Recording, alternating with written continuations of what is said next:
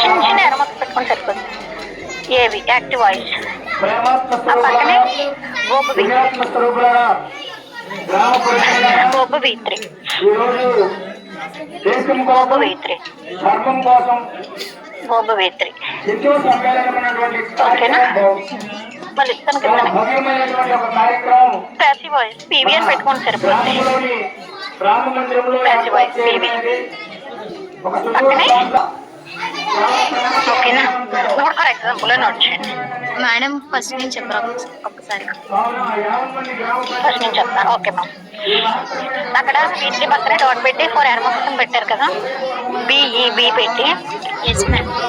Bracket లో been అంటే be bomb కి బీన్ పెట్టాలి అని.